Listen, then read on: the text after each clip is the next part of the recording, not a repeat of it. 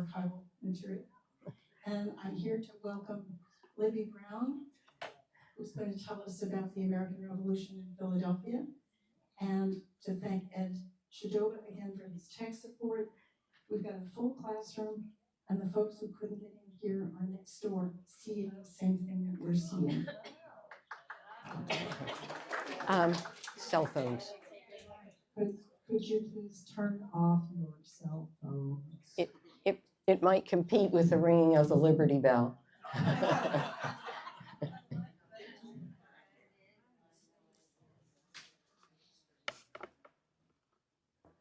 Well, good morning, everybody, and it's great to have you here as we approach this 250th anniversary. Well, it's already begun, 250th anniversary of our country. Rick, could you turn off the lights, please? So I would like to share with you over the next 4 weeks lectures or parts thereof that I have given for the Village College over the last 11 years, adding some new material, which I've discovered since then. And as you may be aware, Ken Burns' series on the Revolution will be presented in November, 6 episodes of 2 hours each. So I do hope not to be proven totally wrong. So here we go.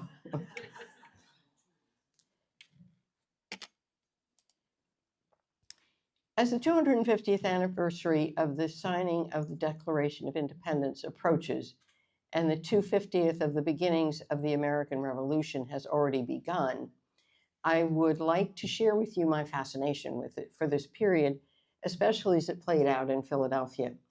We'll look today at the founding of the city and its development into being the largest and most successful city of the American colonial period, and then the role it played in the creation of the new nation. I will dive more deeply into various topics in these subsequent lectures. Next week, we'll look at the religious history of our nation, which is less known, but an important part of the Revolutionary era. The following week, we'll look at the conflict between social classes and how that affected the revolution. And finally, because I am fascinated with French history as well as American, we'll look at our connections with the French, including Benjamin Franklin's central role on both sides of the Atlantic and the role that the French military figures played in the victory over the British. And I meant to say at the beginning, excuse me 1 minute, let me go back. I haven't gotten used to this machine. So I wrote this armchair tour as a walking tour for Historic Philadelphia Incorporated, where I was a consultant during the 1990s. Then Mayor Ed Rendell started the group to develop tourism in the historic district beyond what Independence Park offers as a form of economic development. They found that this sort of study was done and found that typically people would start their day in New York, see New York, come to Philadelphia for lunch, and get to Washington for dinner. And so all we had was lunch traffic. And so it was like, all right, let's have some evening activities and people will enjoy our wonderful restaurants and stay overnight. So this was economic development. Some of you may have been to the nighttime Lights of Liberty tour. It grew out of today's Liberty Tale.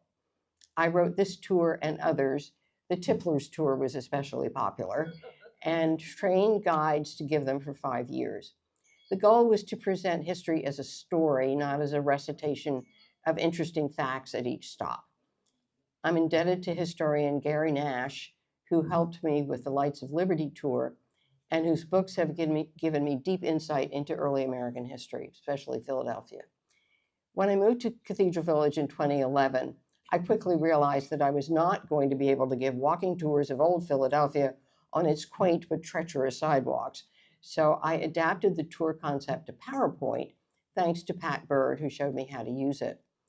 You will see my earnest attempts to make maps to show the route of the tour, a job that I soon decided was unnecessary, as I could give a straight lecture on PowerPoint as well as an armchair tour, and you'll see as we go through.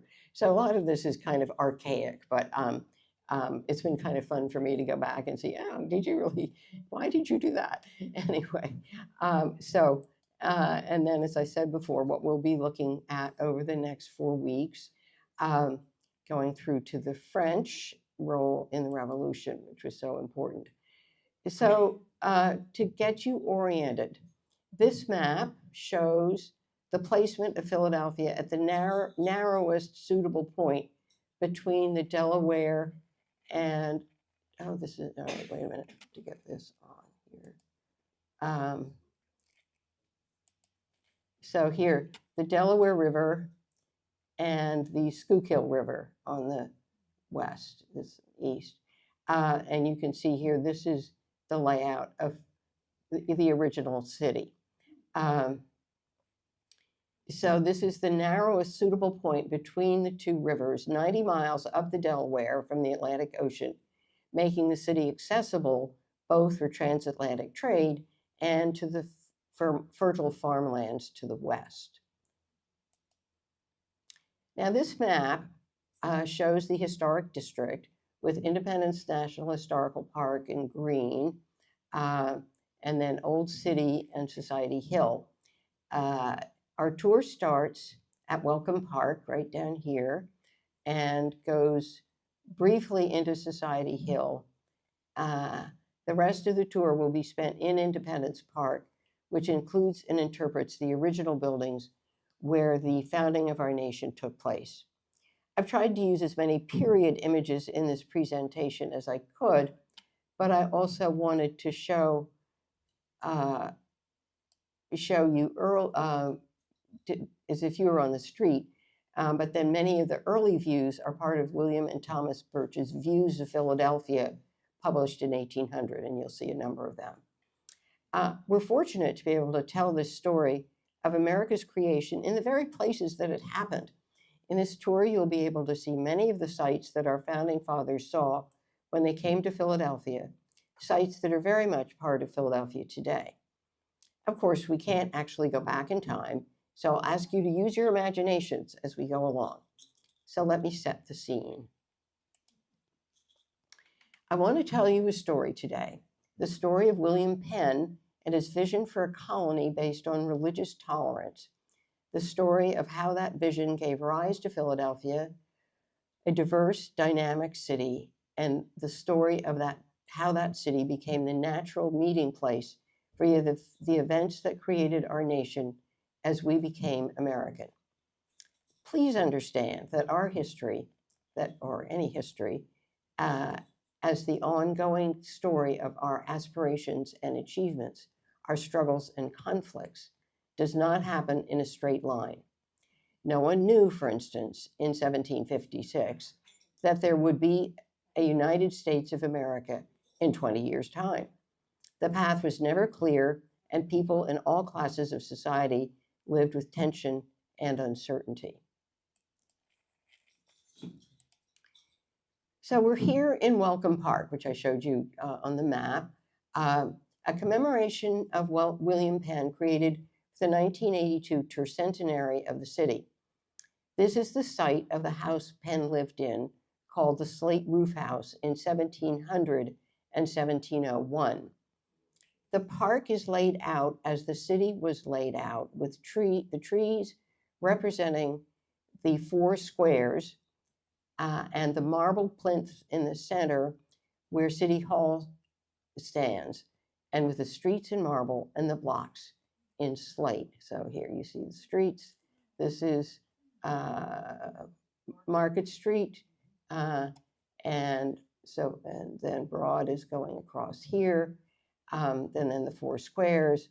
So let's see, what do we have? Washington, Rittenhouse, Logan, and Franklin, not named by William Penn. So imagine, it is October of 1682. William Penn and his fellow Quakers arrive in America. As Penn sails up the Delaware River on the ship Welcome, he sees a lush forested land already inhabited by a few European settlers. The indigenous Lenape come out in their canoes to greet him.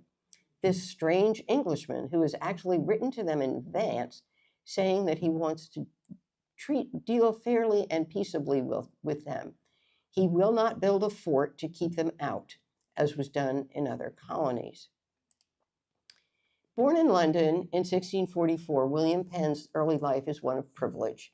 He's kicked out of Oxford for associating with the religious dissenters, people who oppose the Church of England, more about that next week, whose temporal head was the king.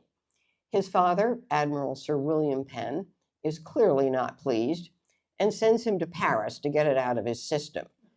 But young William comes back and studies law, and his father sends him to Ireland to run the family estates. And this is where young Penn first encounters the Religious Society of Friends wait a minute, sorry, ahead of myself, or Quakers, as they became known for their religious frenzy. He joins the Quakers, and having learned the law, he can defend them in court, and he is sent to jail for his dissenting beliefs. He becomes a leader of the Friends, and in 1681, to satisfy the debt that King Charles owes his father, he is given land to establish a colony in America and names it Pennsylvania, Penn's Woods, right, in honor of his father, not him, because he was Quaker and you didn't do that. The king thereby, weird, I'm sorry. So the king thereby gets rid of his debt and of these religious agitators and gains another trading post.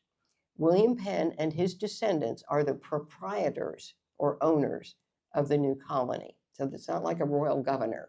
They're the owners of this land. So here you see a typical Quaker meeting with nothing fancy, just plain windows, and people seated, the men separated from the women, the elders up at the front, and that running it all. And then this is Penn as a young man, the family crest, and then the charter that the king gave him for Pennsylvania.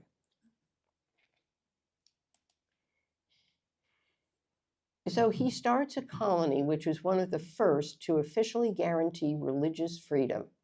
He is a radical visionary planning a utopian society based on tolerance for people of all religions, as well as for the indigenous Lenni Lenape tribe, on representative government and peaceful negotiation, not war. He and his Quakers want to start fresh in the New World, away from the religious and ethnic hostilities of Europe and the dirty, crowded streets of London. But he is also pragmatic. He knows that to survive, Pennsylvania and Philadelphia must be financially successful. Philadelphia has an excellent location on the eastern seaboard for its port and is close to some of the richest farmland in the world. So he develops a business plan to bring trade and manufacturing to the city. In general, the Quakers who come here are skilled artisans from towns in England and Wales. And so here you see the statue of Penn that was an enlargement of the maquette, this model for the statue on City Hall, and then Penn in his older years. He has a vision for a great city, and his surveyor, Thomas Holme, lays it out in a grid plan. Having lived through the fire of London in 1666, so like 15 years before, Penn wants his city to always be wholesome and never be burnt, as you said, with single houses on individual blocks surrounded by gardens and orchards. But in fact, it grows along the Delaware River where all the commercial activity is.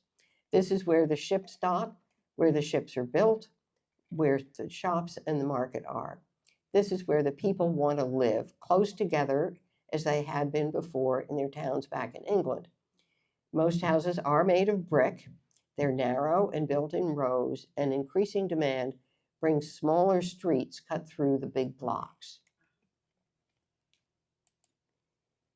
In this 1720 view by Peter Cooper, you can see how close together the houses are, clustered near the river, and how busy the waterfront is. Look at all those ships. At the left end of the view, you can see the water farther inland up here.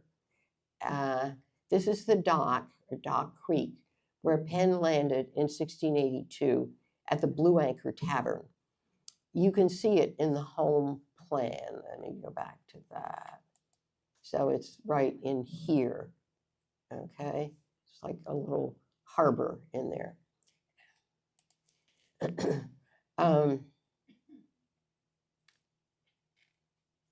Where am I? Okay. This is, okay. All right, so on to the next. Oh, sorry. Okay. So there, it provided a natural harbor for ships.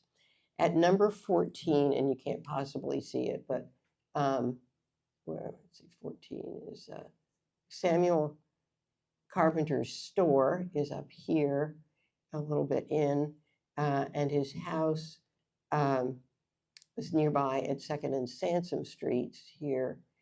And then the Friends meeting and the court are on Market Street, and I'll show a picture of them to you later. And the house was known as the Slate Roof House, which you see here. It is in this house that Penn is living when he signs the Charter of Privileges in 1701. In this document, he guarantees religious freedom and political rights to his colonists. It eventually serves as an example to the future framers of the United States Constitution. This extraordinary charter is commemorated 50 years later with a casting of a bell for the new State House. Now we call it the Liberty Bell. And so here you see the slate roof house before it was torn down in the 1850s. And here's a picture of it when it was in good shape. And here it is in a replica of it on the location of the Welcome Park City Streets map.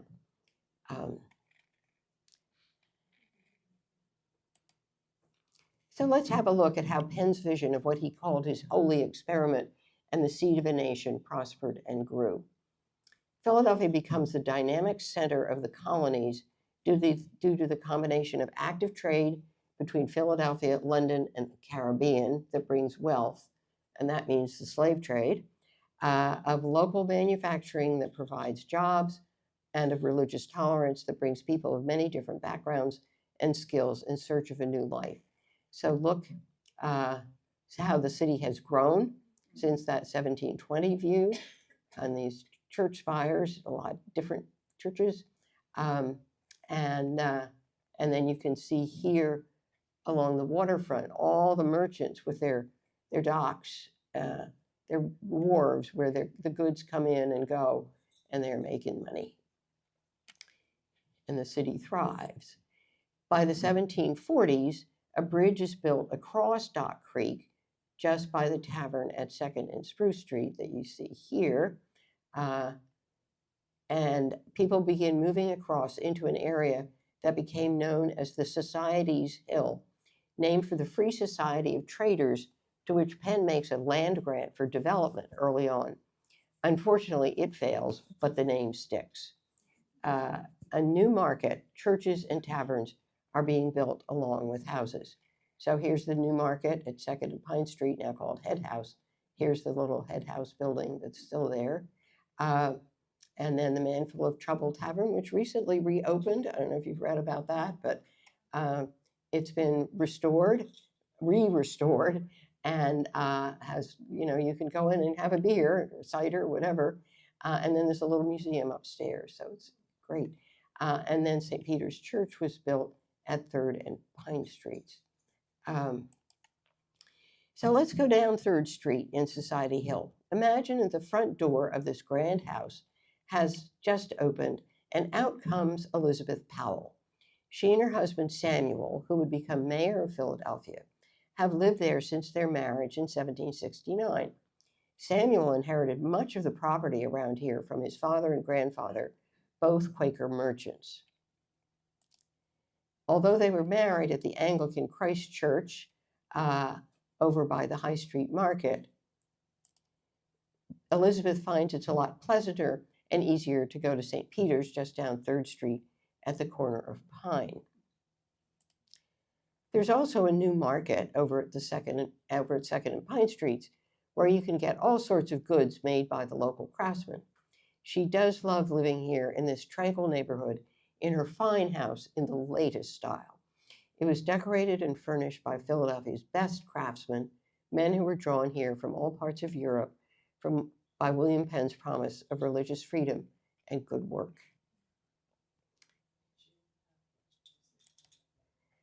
Now heading to 4th Street up Tiny Willing's Alley, let's look at a remarkable example of Penn's vision for religious freedom. We're looking at St. Joseph's Roman Catholic Church, which was founded in 1733 as a Jesuit church. At that time, because of William Penn's Charter of Privileges, it was the only place in the British Empire where a Catholic Mass was allowed to be celebrated publicly, which is quite a remarkable thing to consider. So here's where we have already walked and where we're going next to Carpenter's Hall. So we started here at Welcome Park. We've gone over to see the Powell House. Haven't walked down to St. Peter's or the Head House Market, but instead to St. Joseph's here, and then we're heading over to Carpenter's Hall and Dock Street. Dock Creek starts near 4th Street, and the beginnings of it can be seen here behind Carpenter's Hall. So this coming under here, and then it runs down and opens out, and this goes towards 3rd Street, and then it opens out, I'm sorry, that's the next slide, all the way down, goes all the way down to the Delaware River. So that's that harbor that I showed you at the beginning. By the 1750s, the creek had become a health hazard and was covered over. In the 19th century, this part of Dock Street became the city's wholesale produce market. Now standing here in this quiet green space, imagine how it was then. You're walking around the city bustling with people, their shops and homes crowded together in narrow streets. Walk a few blocks to the busy wharves where ships arrive every day, loaded with tea and silks, molasses and slaves, iron pots and looking glasses, ships that are loaded up again with timber, grain, and furs. In their shops on the narrow streets, skilled craftsmen are producing and selling some of the finest furniture, clocks, and silverware ever made. Listen to the sound of horses, carriages, and carts, to the criers in the street selling their wares. Imagine the smell of those horses and of the open creek, the reek of the tanneries and the soap manufacturing nearby, the slaughterhouse over in the next block. Feel the heat, the mosquitoes, the flies. Imagine pigs, dogs, chickens running loose, all here in this place. Imagine Philadelphia, the most vibrant, most prosperous city in the colonies. And with a population of 25,000 in the 1760s, so that's in basically 80 years since it was founded, it is also the largest city in the colonies. This is the place to come to worship as you please and make a good life. So typical of the artisans coming to Philadelphia in this period is a young printer's apprentice named Benjamin Franklin.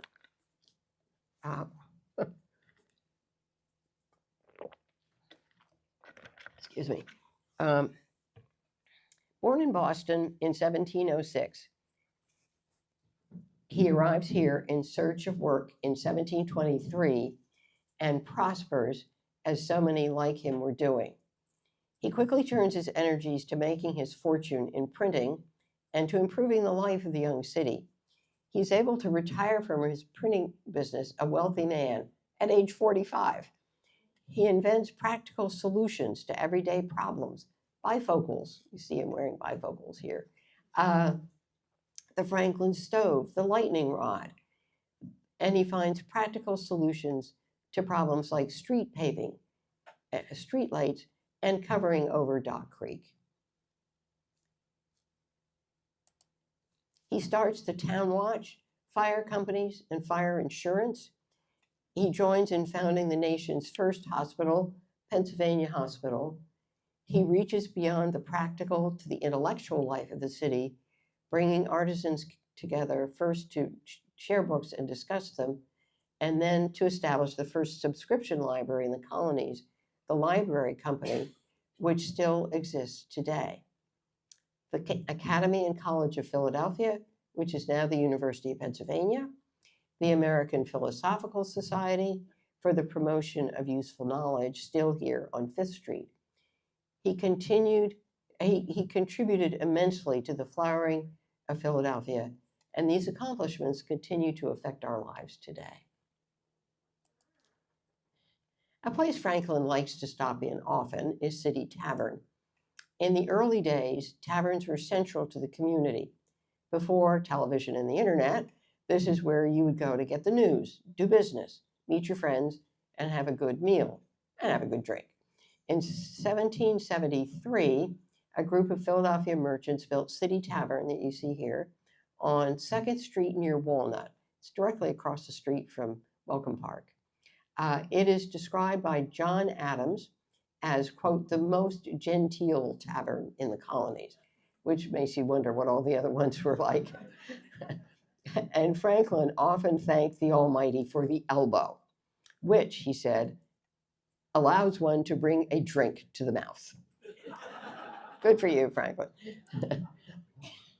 So after Britain has beaten France in the 7 Years' War in 1763, Parliament has turned to the prosperous colonies to recoup the huge cost of their protection. It begins to enforce the largely ignored Navigation Acts. It imposes new taxes, such as the Stamp Act, the Tea Act, and taxes all goods, including tea, traded through the ports. Colonists increasingly resent these measures since they, as British citizens, have had no say in them without any representation in Parliament. Now, and so you see, here's the Stamp Act and the reaction to it, and this is the committee, the local committee on tarring and feathering, and so now imagine. Oh, and this is the funeral of the Stamp Act.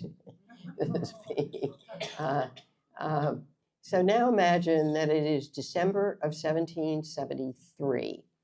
The British ship Polly is coming up the Delaware with its cargo of Chinese tea. When it arrives, the local committee on tarring and feathering goes out to the ship and persuades the Polly's captain not to land, but to turn around and sail back to England. And he agrees. So we Boston gets all the credit for the Tea Party, but we fobbed it off. So by the next spring, the time is ripe for the colonies to band together. The British have closed Boston Harbor in response to their Tea Party. Paul Revere rides all the way to Philadelphia and arrives at City Tavern and asks for help. People in Massachusetts want to meet with other colonists to address their problems with King George III and the Parliament.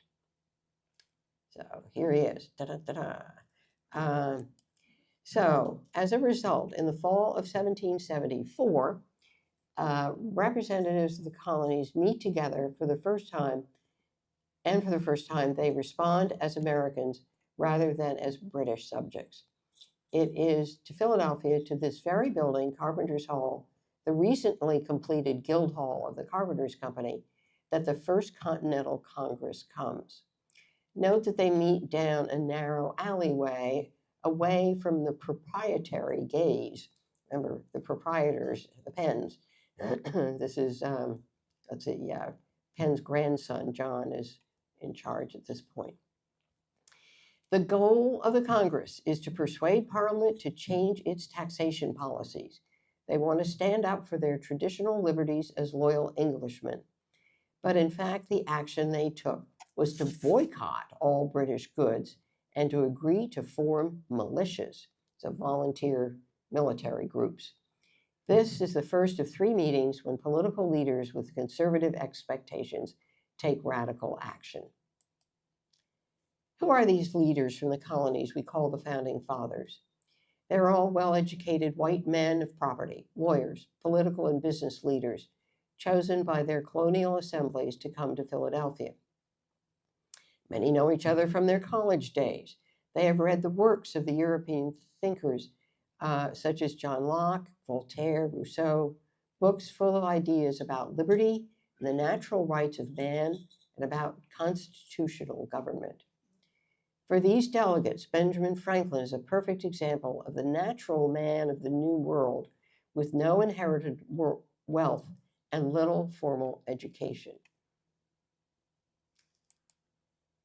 So imagine once again, here in Philadelphia and throughout the colonies, tension mounts.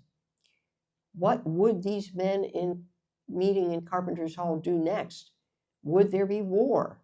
If there is, what do loyal subjects like Samuel Powell, shown here, stand? Should he cast his lot with those rabble-rousers from Massachusetts? Should he run the risk of being hanged for treason? Should he give up his beautiful house and prosperous business and take his family to England? What about the pacifist Quakers who worshiped right here? Here's the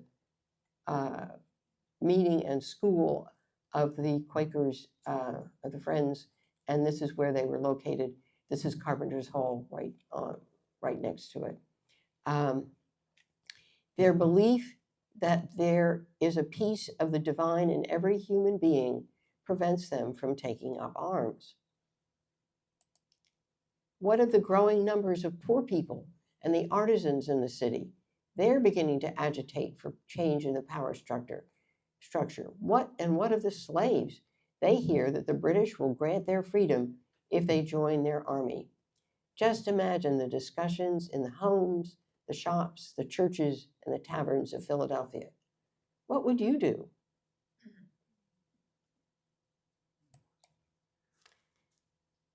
So now let's look at where we've been and then where we're going. So we started down here, went over into Society Hill a bit, and then to Carpenter's Hall, and now we head to Independence Square as the Second Continental Congress did.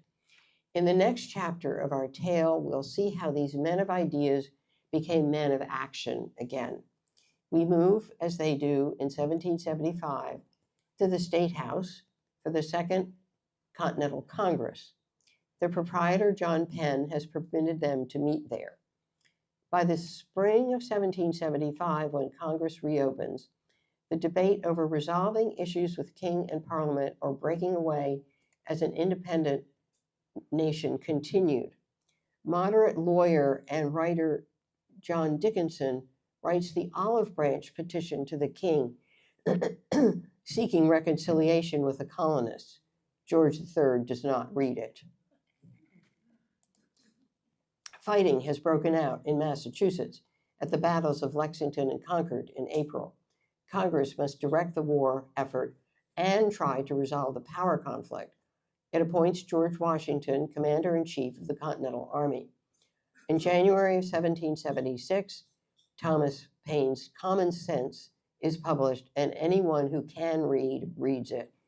He clearly and daringly sets out the argument for the separation of the colonies from the crown. The Congress still wants to find a political solution. But with the king and parliament unwilling to compromise, does this sound familiar? The Congress moves reluctantly to declare itself independent of the crown. Thomas Jefferson, Benjamin Franklin, and John Adams are directed to put this declaration into written form, which Jefferson finalizes in his rented rooms in the Graff House nearby at 7th and Market Streets here. This is the room. This is the room where it happened. Once again, the Founding Fathers come with conservative ideas and take radical action. When they sign that document on July 4th, they are not only breaking away from their motherland, they are challenging the British Empire and the most powerful army in the world. Imagine now that it is the 8th of July. The bells of the city have been ringing all morning, especially the bell hanging up here in the State House.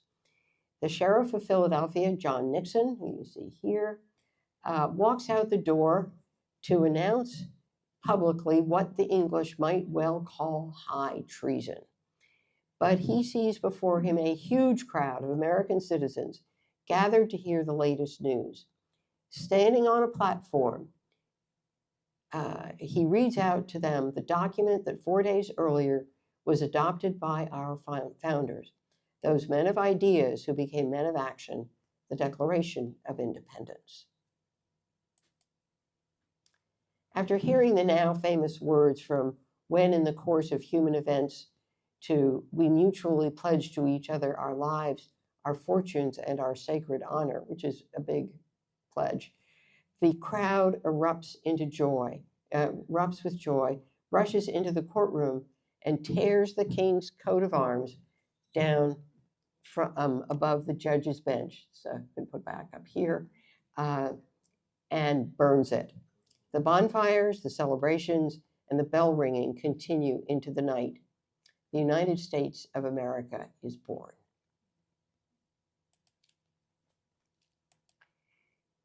But the Americans must endure 5 more years of war and all its suffering before they defeat the British. Some Quakers who refused to fight are exiled to Virginia, suspected of being loyalists. More of that in 2 weeks. Philadelphia endures the occupation by the British Army from September of 1777 to June of 1778.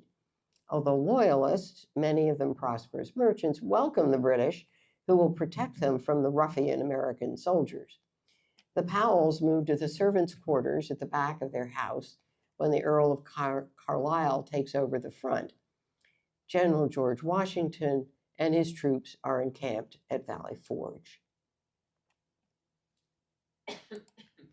Finally, in 1781, thanks to Franklin's intervention with King Louis XVI, which we'll talk about in the 4th session, French forces land on land under the command of the Marquis de Rochambeau, and at sea under the Admiral de Grasse, and they come to help the Americans fight the British, and the war is won at Yorktown, Virginia on October 19th, 1781.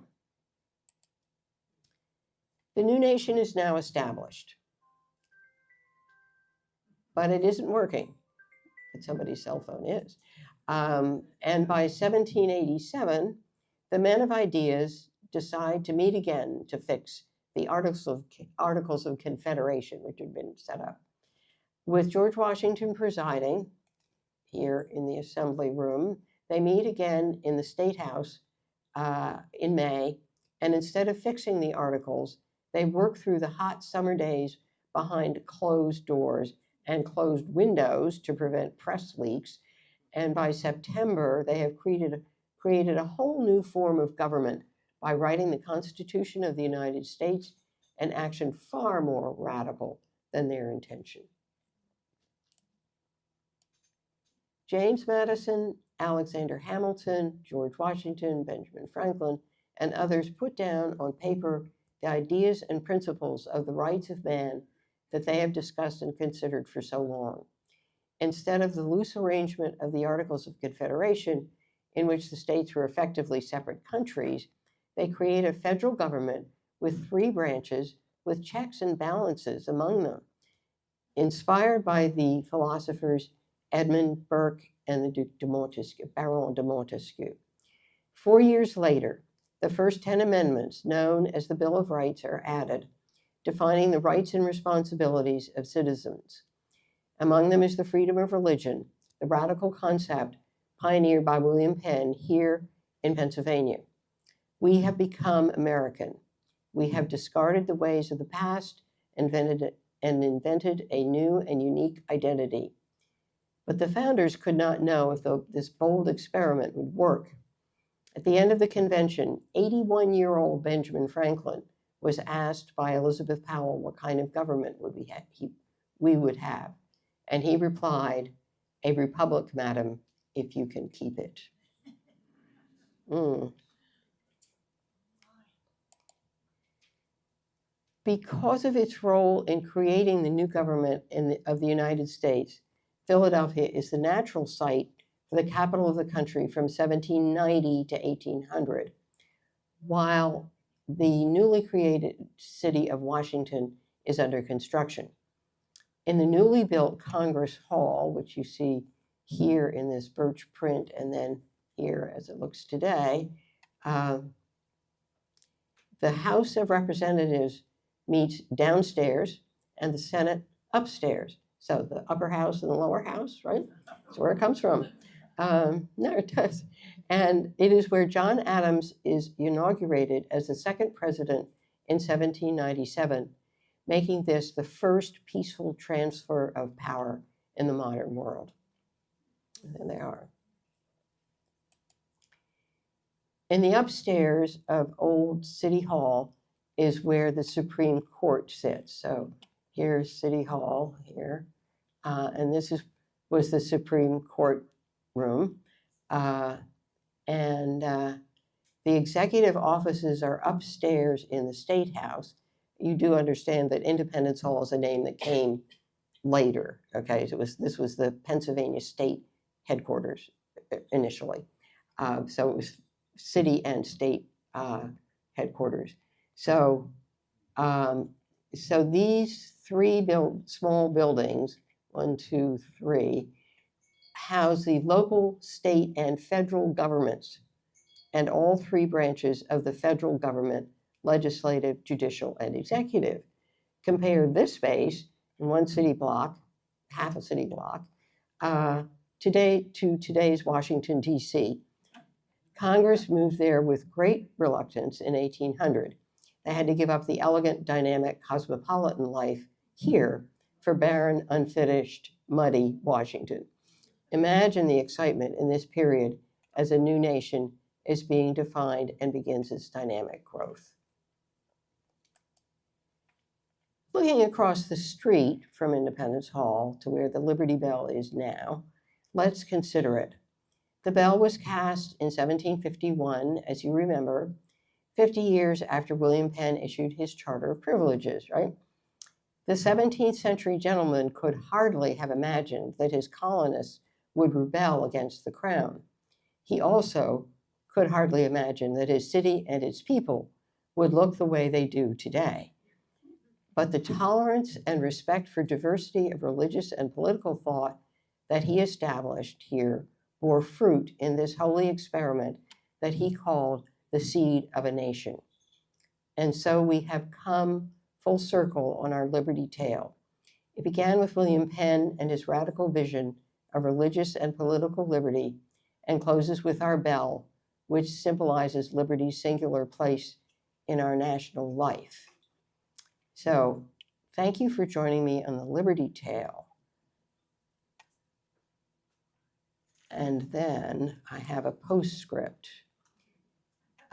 If you were standing, if you were standing, looking at the Liberty Bell from the angle of this photograph, okay, and then you turned around to look behind you, you would see a relatively new addition to Independence National Historical Park, a commemoration of the people who were enslaved by George Washington while he resided in the president's house at the corner of 6th and Market Street. So right here on this map. Okay, so here's Independence Hall, the Visitor Center now. So, and here's where the Liberty Bell is right here. Okay, so you're turning around and looking back in this direction. About 25 years ago, archaeologists discovered the remains of the kitchen and slave quarters at the back of the house, and after some resistance by the National Park Service and demands from members of the Black community in Philadelphia, it was agreed that this discovery was part of our history and needed to be told, especially in this extraordinary juxtaposition of the nation's symbol of freedom with actual remains of the dwelling place of people enslaved by our nation's first president. You see here the outline of the original house of this here with the door and the windows, right? And then the space behind it with a glass partition where can be found an exhibit of slavery in this country, which looks kind of, well, here's some pictures of it, and some of the remarkable local Black leaders in Philadelphia. And that's me at the opening of the exhibit on December 15th, 2010, with my friend and colleague Art Sudler, historian at the African Episcopal Church of St. Thomas, founded by Absalom Jones, and we're standing in front of Absalom Jones' portrait, you see here. The names of Washington's slaves are prominently displayed at the entrance. Note how the installation is completely open, right? See, this is all the sort of vestiges of the suggestion of what the house was like, the scale of it and everything. So it's completely open, so one can visit it at any time. But now this honest display of our national sin of slavery is threatened with being covered up. Thank you. All right, next week we will look at the role religion played in the politics of the revolution in more detail.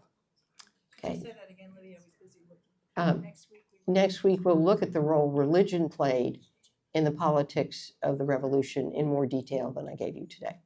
So thank you very much.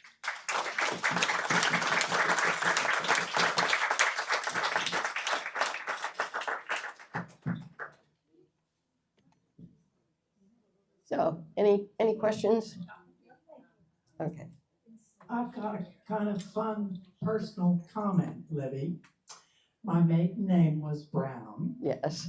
and the Browns came over not with William Penn, but a bit later, and on Front Street, my ancestors tied up their boat, jumped out, and started a wholesale food business, which until my father sold it, was called P.F. Browne and Company on Front Street. Now, what I'm curious about is do you know which was Front Street?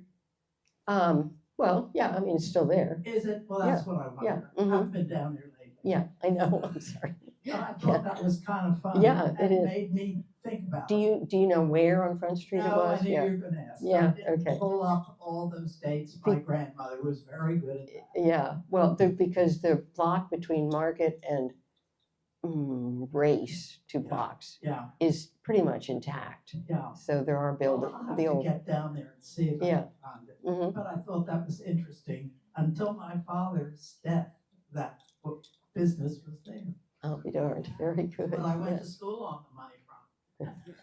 Yep. Good. You pointed out Samuel Carpenter's house. Who was Samuel Carpenter? I'll talk more about him next week. There's a lot more detail. He was rich. Libby, I should remember, but what was George Washington's early background that put him into that position of leadership?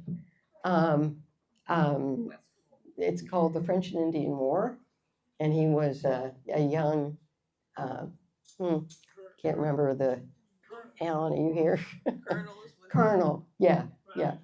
And he had some leadership, and that was, finished in 1763, so he was 10 years, 15 years older, so, yeah. Libby, I have a question. It is like just before you started your talk, the king gave William Penn an enormous part of land. I mean, Yeah. huge. Well, they didn't even really know how long it was. They had to set the boundaries over the. What The- was the king think he owned it? Yeah. Good question. Yeah, that was sort of the general mindset. I'm laying claim to this territory. Never mind who already lives there. Yeah. Uh-huh. Jim. I can't begin to tell you the emotional reaction I had to the early part of your presentation, in that my ninth great-grandfather, who was also James Delaplane, born in 1659, married a Quaker woman from Long Island, and because of William Penn, came to Philadelphia in 1690 and was one of the first non-German residents of Germantown. Yeah. And to realize that that's a good 80 years before the founding of the nation just astounds me. Yeah, true. We didn't have any roots in the revolution because the next generation in my line moved out to Berks County to become farmers. Wow. Yeah. I'm aware that there were early Quakers, say in the same decades as Penn, who went to Burlington, what is now New Jersey, Right. As opposed to Philadelphia. So could you just say a little bit more about the relationship between Philadelphia and other? Yeah, those Jersey Quakers, and it was called West Jersey at that time, because if you look at a map from a ship captain's point of view, South Jersey was, more like west, and the upper part was east, and there was, a line right down the middle. So they settled there, and so Penn, I mean, they had relationships, but they were separate groups of people. I'm trying to remember where the West Jersey people came from. Although I did find out that the name Jersey, comes from the island of Jersey, and there was a Huguenot who left the island of Jersey and went to England, and I think he gave up being a Protestant, now he became an Anglican because he was in England, and he rose up in the court, and so he got this land grant for Jersey. And so that's where the name comes from. So I have another whole lecture on the Huguenots, but I won't go into all that today. So next time, Susan. Yeah. Okay. Good. Well, thank you all. Oh, yeah, Gay has it. I do have a question. Wait, Gabe, Wait, just hold on a second. Washington. Microphone. Wait for the mic. I do have a question about the representation of Washington's slave quarters. Uh-huh. Nothing's being said that the Quakers also had slaves. Oh, yeah. There's a whole history of the early slaves and them voting to eliminate the practice. Come back next week. I Yeah. can't. Yeah. And Yes. Philadelphia itself was one of the first areas to eliminate slavery. So a lot of people became a place to go if you were escaping slavery. Mm-hmm. Yeah, but there were a lot of people who still owned slaves in the city, Quakers. It took until 1775 for them to. Including a neighbor of ours, the Libby family. Oh, yeah. Yeah, great, thank you. Great questions, thank you. This is good. So we have a lot more territory to cover, so good. Well, thank you all very much, and I'll see you back next week.